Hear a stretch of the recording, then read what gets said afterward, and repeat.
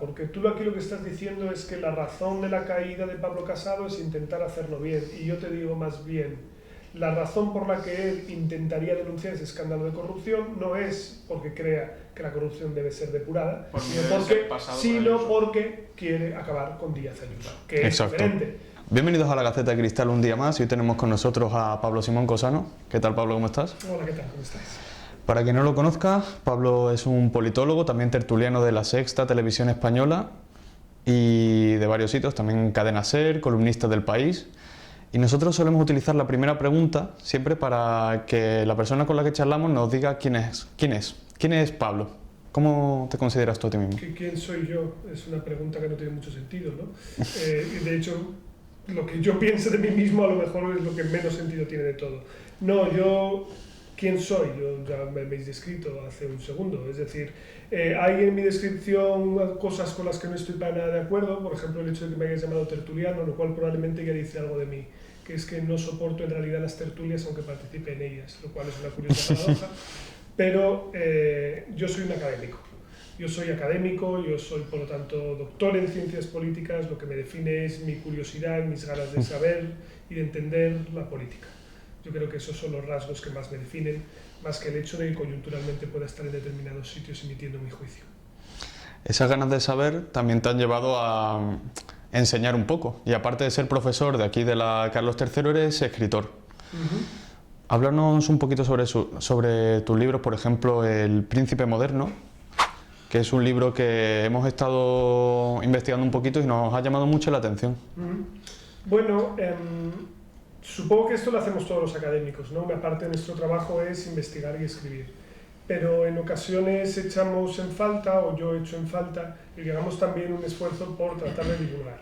Divulgar se puede hacer de muchas maneras, es lo que a veces intento hacer en los platos de televisión, no siempre con éxito, pero una manera de divulgar es también haciendo libros que traten de traducir el conocimiento que tenemos en la academia en algo que sea comprensible para el gran público.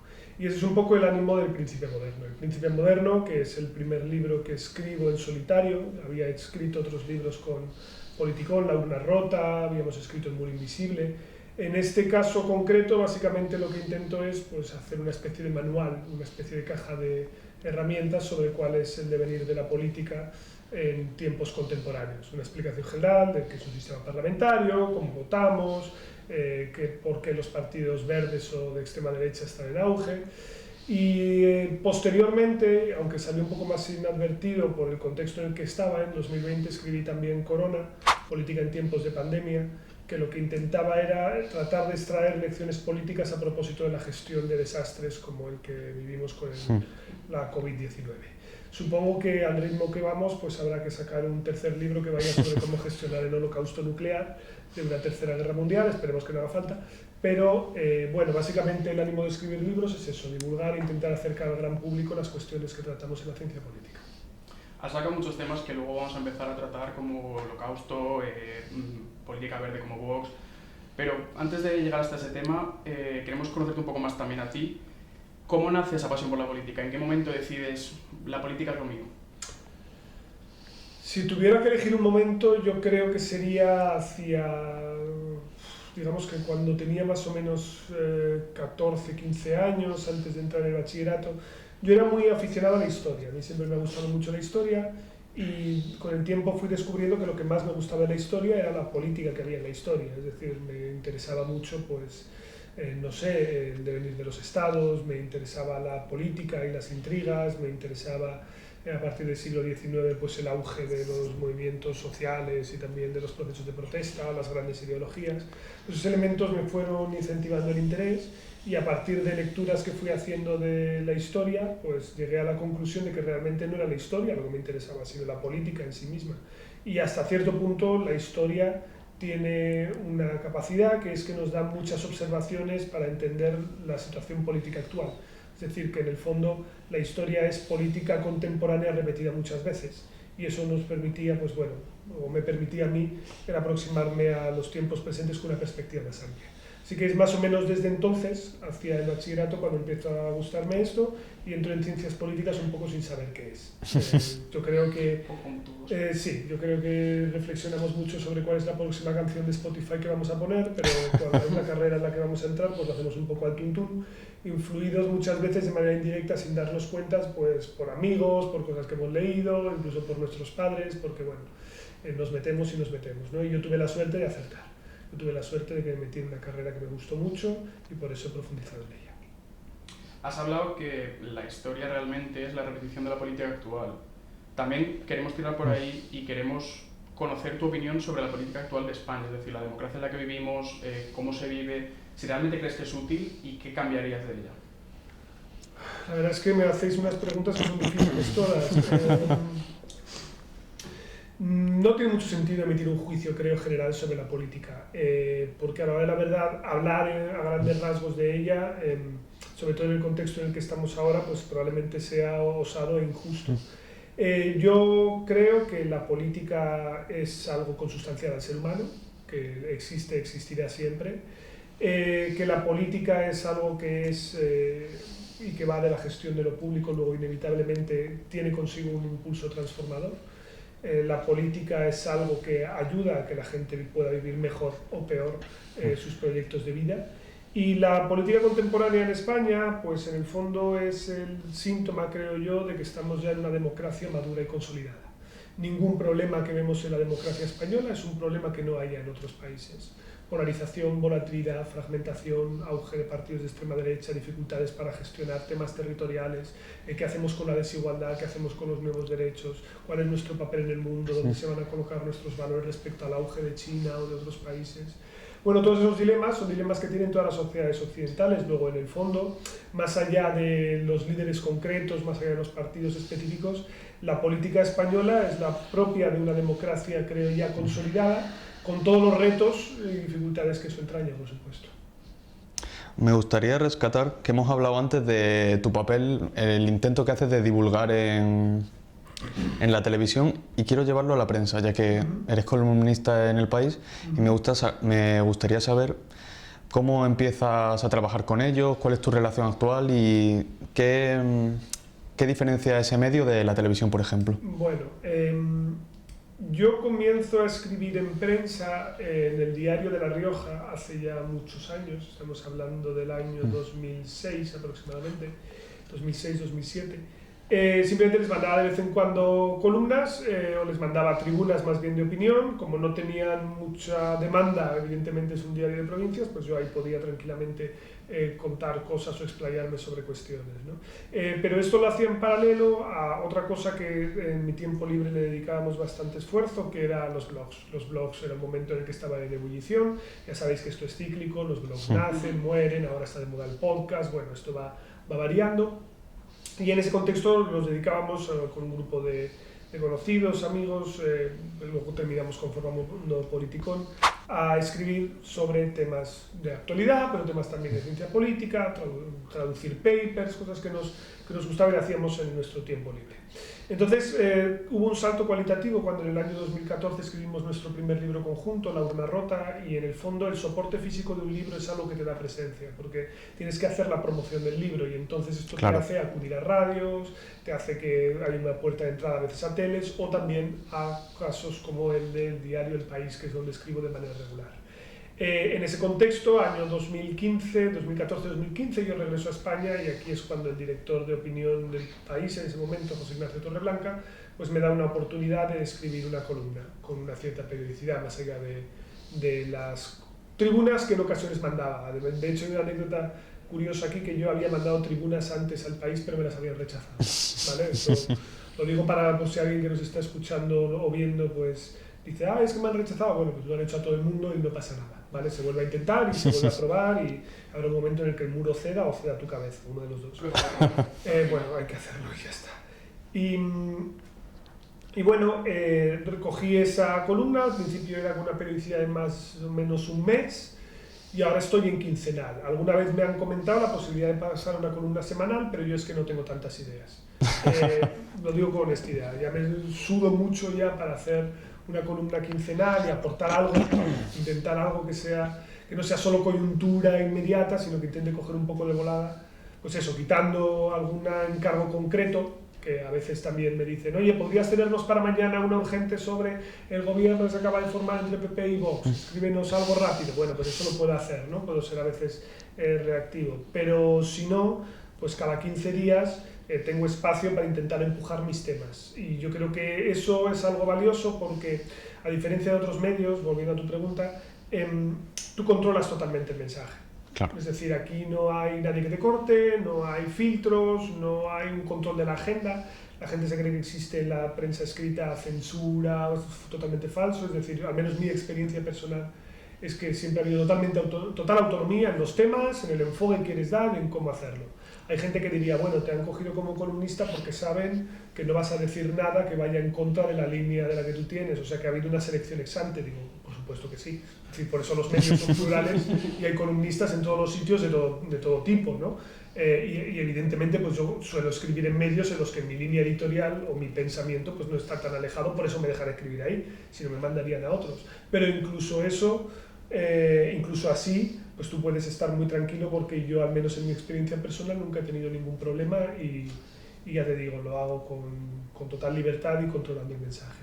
Pues vaya maravilla. Y justo has hecho spoiler de lo que te quería preguntar ahora mismo, y es el acuerdo al que han llegado PP y Vox hace unos días desde que lo estamos grabando, y que nos cuentes un poquito tu opinión sobre este trato.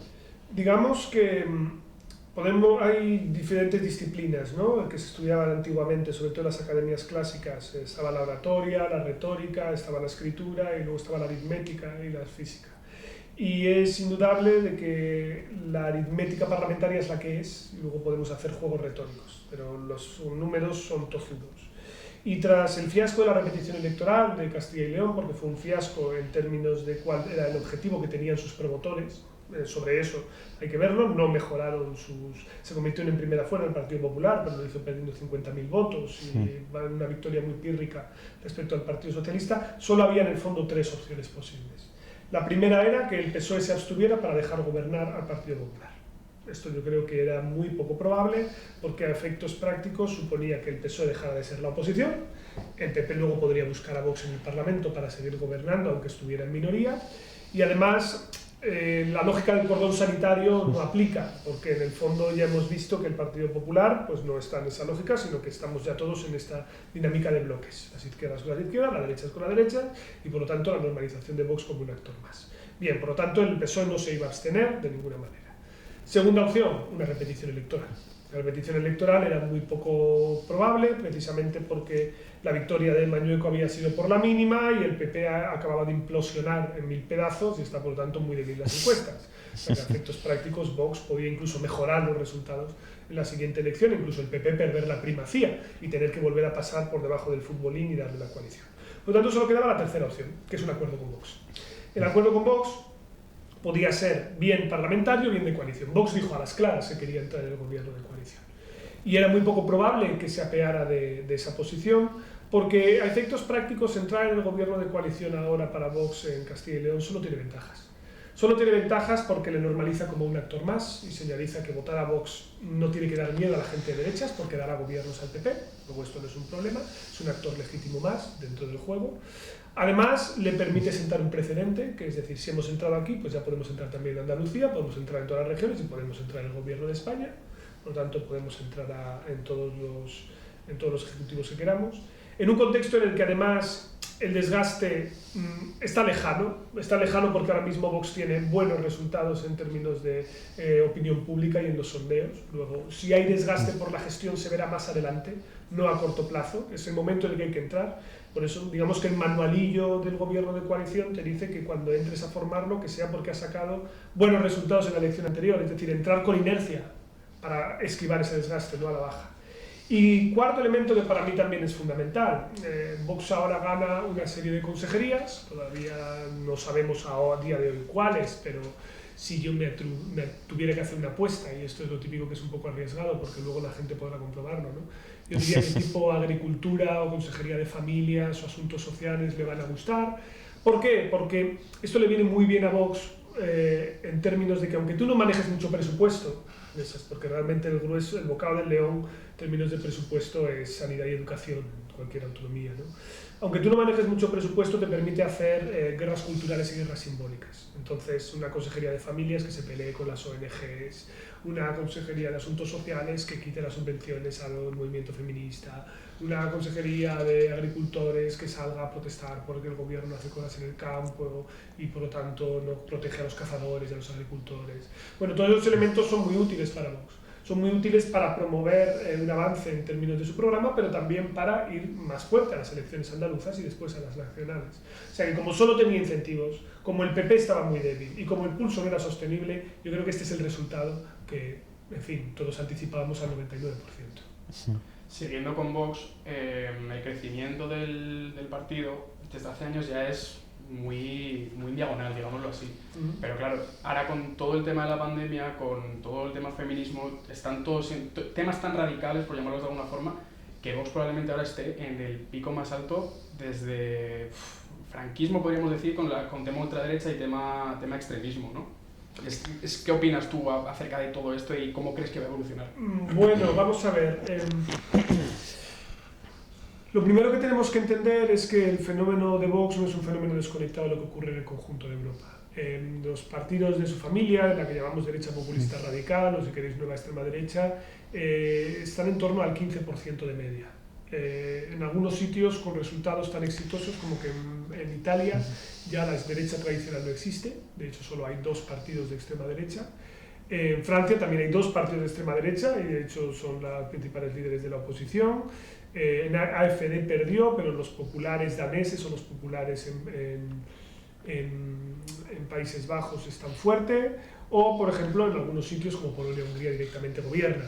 O sea, esto es así. Y han estado en otros gobiernos también, lo digo porque había gente que empezó a disparar tweets diciendo que somos en España el primer sitio en el que gobiernan en regiones la extrema derecha. Digo, vete a Italia y pregúntaselo en el Véneto o en la Lombardía a ver qué te dicen, ¿no? El crecimiento de Vox es multifactorial, no hay una sola razón detrás de este crecimiento, ¿no? Nunca podemos estar seguros de cuál es el suelo y cuál es el techo de un partido. Yo siempre digo que el suelo de un partido es el 0%, o sea, nunca sabes la extinción. Y eso puede ocurrir porque vamos a ver en breve extinciones como las de Ciudadanos, ¿no? Pero el techo es también infinito, un partido siempre puede crecer, depende de lo que hagan tus rivales aquí. Y Vox, la manera que tiene de crecer, lo hace esencialmente a costa de votantes de la derecha. Esto es algo que no ocurre en todos los sitios, pero en torno al 80% del voto proviene del PP y Ciudadanos, más o menos, a razón de pues esos 60% de uno, 20% de otro, y el resto, pues, algo de izquierda, algo de abstencionistas, algo de nuevos votantes, ¿vale? Más o menos así. ¿Qué elementos ayudan a crecer a Vox? Pues evidentemente, el primero y fundamental, la debilidad de su rival. Cuanto más débil esté el PP, más fácil es crecer para Vox. Y lo vemos, por ejemplo, comparando lo que pasa en Castilla y León, donde el PP estaba débil, respecto a las elecciones en Galicia o en la Comunidad de Madrid, con estrategias totalmente distintas, pero sin un Vox, que en un caso es extraparlamentario y en otro crece, pero muy poquito, ¿vale? Porque Ayuso les cortocircuita el crecimiento. Por lo tanto, ahí hay un componente fundamental. Segundo, ¿cuáles son los motores clave para entender el surgimiento y por lo tanto también el crecimiento de Vox? Una reacción a la crisis catalana del año 2017, por lo tanto, nacionalismo español, sumado a la llegada de los socialistas al poder, apoyándose en los partidos nacionalistas e independentistas. Esto genera un nivel de enfado y un nivel de indignación en la derecha muy grande, que permite que este partido tenga momentum, y esto le lleva, en última instancia, a ya cobrar lógica propia y dinámica de crecimiento. Además, con una estrategia de, entre comillas, normalización de las alianzas con el partido de la derecha principal, con el Partido Popular, que le ayuda también precisamente a integrarlo como un actor más del sistema. El miedo a Vox o el cordón sanitario en torno a Vox es algo que no se llega casi ni a plantear ni a reflexionar cuando tenía que haberse hecho, que es 2018-2019. Su entrada, por lo tanto, en la arena como un actor más, pues le asegura que cuando estén las cuestiones territoriales activas, cuando están las situaciones de descontento social activo, cuando hay voto de protesta o voto de indignación con el sistema, Vox puede ser un actor que lo capitalice. Y eso es un poco lo que estamos viviendo ahora. Y evidentemente pues habrá que ver cómo evoluciona, ¿no? Puede haber elementos de coyuntura, pero la prueba para mí más evidente de que hay motores estructurales detrás es que nadie conocía ni el nombre del candidato de Castilla y León y ni falta que tenía. Es decir, tiene momentum, pues como en su lo tenía Ciudadanos y Podemos del año 2015 a 2019. No tiene más. Al final Vox ha crecido a costa de todo lo que ha perdido el PP por sus crisis desde que Rajoy se fue principalmente. O sea, PP lleva años cayendo, pero desde que se fue Rajoy ha sido incluso aún más grande. Y luego encima la caída de Ciudadanos, el 90% que no se ha ido a PP se ha ido a Vox. Entonces al final es normal que Vox haya crecido así, porque todo lo que ha perdido su lado, por llamarlo así, su lado de la política, lo ha recuperado él. Pero claro, también otro de los temas que te queríamos comentar es la crisis del PP, tanto con la crisis en general como la crisis que ha habido en Madrid hace poco. ¿Cómo nace la crisis del PP? ¿Cómo un partido como el PP, tan grande en España, con tantos años de historia, cómo de repente puede tener una crisis tan grande hasta el hecho de decir no soy ni mayor fuerza política de la derecha? Veamos, aquí hay muchas cosas, ¿no? Entiendo que cuando te refieres a la crisis del PP hablas del reemplazo en el liderazgo que hemos visto, ¿no? Exacto. Vale, porque si hablamos de crisis del PP, podríamos hablar de la crisis del PP desde el año 2015 en adelante, por lo que supone a los malos resultados que tiene entonces, y luego algo que es una cuestión que hasta cierto punto hereda Pablo Casado tras tener el proceso interno, ¿no? de primarias plus congreso, que es un modelo un poco raro que tiene el PP, que es que nunca había habido ningún liderazgo en el PP que hubiera tenido que combatir a dos adversarios en su mismo espacio político, Vox y Ciudadanos. Esto es inédito, esto es algo sin precedentes, y además lo hace un liderazgo nuevo, un liderazgo además que llega con la lógica de primarias, y por lo tanto esto lo que supone es que es una alianza de todos contra el sector de Soraya Sáenz de Santamaría y supone una limpia, un barrido, ¿vale? Por lo tanto hay toda una generación de dirigentes del PP que sale de escena, son todos expulsados, y esto aboca a una situación pues, nueva en términos de gestión orgánica. El Partido Popular es un partido que es muy presidencialista en su funcionamiento. Cuando uno llega al liderazgo es muy difícil desalojarlo de él. Y para que se haya dado esta coordinación tan rápida y que Pablo Casado haya sido descabalgado de una manera tan vertiginosa, tiene que haber razones profundas y evidentemente no puede haber solo una. El primer elemento fundamental es que Pablo Casado llega tocado al planteamiento del desafío de Díaz Ayuso. Llega tocado porque Pablo Casado se interpreta que es uno de los promotores del adelanto electoral de Castilla y León, que sale mal. Pablo Casado fracasa en una maniobra que hubiese generado una crisis en el gobierno enorme, que es el tumbar la reforma laboral, y fracasa por un error propio, no por un error de la jugada, sino por un diputado que es el número 3 o era el número 3 del partido, que es Alberto Casero, que votó en contra. Sí.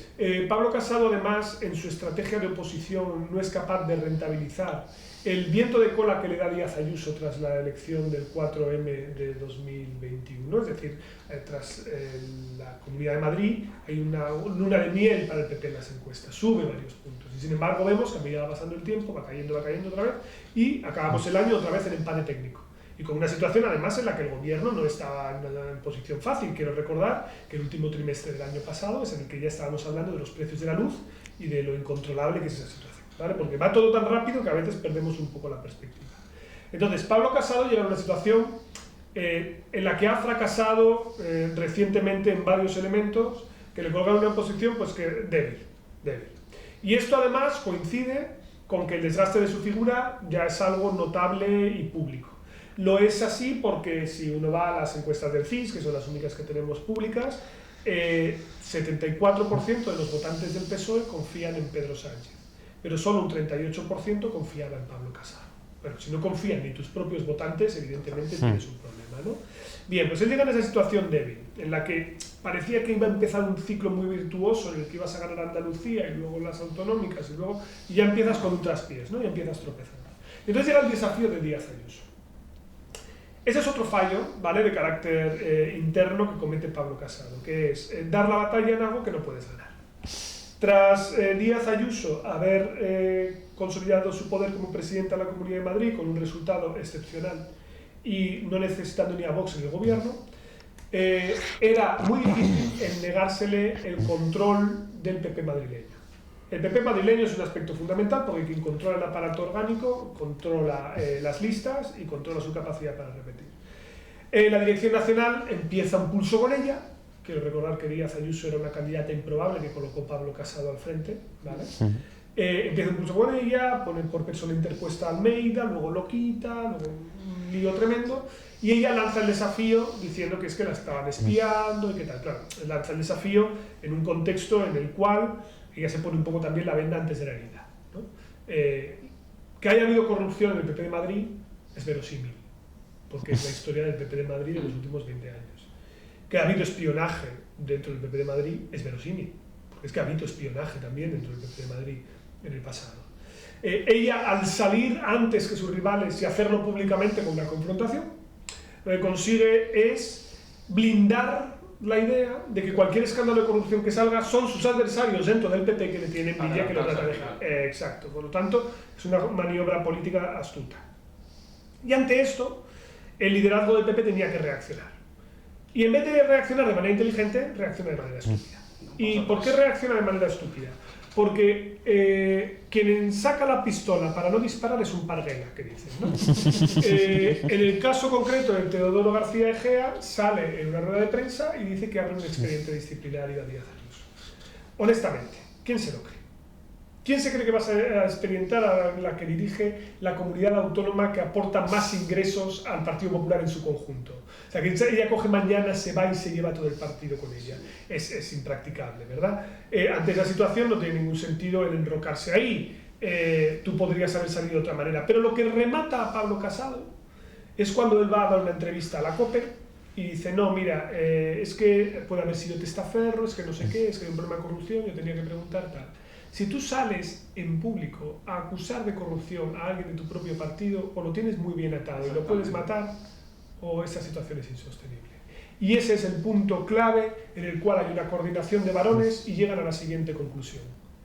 Gente, estamos al ladito de las andaluzas, estamos al ladito de 2023. Todo el mundo queremos conservar el puestín o incluso intentar optar a ganar más autonomías y más municipios. Ahora mismo la Dirección Nacional no es que nos sume, es que nos está restando. Luego hay que coordinarse muy rápido para echar a este tío. Y hay que hacerlo a toda velocidad. Moreno Bonilla, ¿estás de acuerdo? Sí. Feijóo, ¿estás de acuerdo? Sí. Díaz Ayuso, ¿verdad que te vas a callar? Sí. Vale, estupendo. Pues hacemos una alianza de varones y de centros territoriales que genera un efecto, una cascada, un efecto cascada que ni siquiera es una guerra civil como el PSOE en el 16, no hay posiciones políticas, lo que quiere el PP es desalojarlo rapidísimamente, a toda velocidad, y coordinarse detrás del único liderazgo que parece evidente que puede hacerse cargo del partido, que es Núñez Feijóo. Y así él también consigue lo que no pudo en el año 2018, que es una entronización, que es creer en el partido sin pelear, ¿no? Y esta es la secuencia que explica la coordinación rapidísima. Un pegamento que une a todos los cargos medios del partido en contra de Pablo Casado. El poder. El miedo a que la Dirección Nacional sea un impedimento para poder ser reelegidos. Y evidentemente, si hay un momento en el que se empieza a trincherar y esto corre el riesgo de alargarse, todo el mundo ve claro que cuanto más se alargue en el tiempo, más severa va a ser la crisis. Por lo tanto, es importante desalojarlo rápido. Rápido. Y así es como hacen. En un proceso express que acabará en el 1 de abril, 2 de abril, con el Congreso Extraordinario del Partido Popular y un nuevo liderazgo. Y no tiene vuelta de hoja. Al final el detonante acaba siendo Ayuso, pero no es el único motivo por el cual... No es el detonante, es como todo. Ella lanza el desafío, pero hay dos elementos que terminan percutiendo en su caída. Un elemento estructural, que son todas las malas decisiones que Pablo Casado ha tomado anteriormente y la debilidad de su liderazgo interno, que era algo que arrastraba, pero luego, ¿cómo reaccionas a ese desafío? Porque si yo hubiera sido Pablo Casado lo habría tenido claro. No habría salido en rueda de prensa el día siguiente y hubiera dicho yo apoyo totalmente a Díaz Ayuso, estoy totalmente sorprendido por lo que ella ha dicho, que sepa que vamos a hacer una investigación interna inmediatamente para comprobar qué es lo que está pasando. Yo tengo la obligación de cerrar filas y de dar estabilidad y tranquilidad a los madrileños. De ninguna manera hay ningún tipo de enfrentamiento, más allá de posibles discrepancias que tengamos. Y fuera. Sí, no, al final lo que yo sé, cuando pasó todo esto, yo lo estoy hablando con unos amigos y la conclusión más clara que sacamos es Pablo Casado, por intentar hacerlo bien y hacer las cosas bien desde un principio, al final se la han cargado y la han quitado del medio por no levantar la manta, diciéndolo así de alguna forma. Esa es otra lectura, pero es una lectura muy benévola, porque tú aquí lo que estás diciendo es que la razón de la caída de Pablo Casado es intentar hacerlo bien, y yo te digo más bien, la razón por la que él intentaría denunciar ese escándalo de corrupción no es porque crea que la corrupción debe ser depurada, sino porque quiere acabar con Díaz Ayuso, que es diferente. que es diferente. Entonces, a efectos prácticos, no lo sabremos nunca, porque esto es algo que no se sabrá nunca, y ya veremos qué es lo que pasa, porque esto tiene su tracto judicial. O sea, esto no tenemos ni idea de qué es lo que terminará pasando en el futuro, ¿no? Pero en el fondo, todo lo que mueve hasta cierto punto esta rivalidad entre Casado y Ayuso es el miedo. El miedo a qué es lo que le va a pasar a Casado si él no es capaz de convertirse en presidente en el año 2023. Es decir, si él no es capaz de formar gobierno, a lo mejor ella sí que podría intentar el salto y desafiarle. Pero el problema de Casado es que estaba tan obsesionado con qué iba a pasar después de que disparara su última bala, que no le han dejado ni dispararla. Correcto. Últimas noticias. Acaba de abrirse el periodo de suscripción. Adelante, dadle.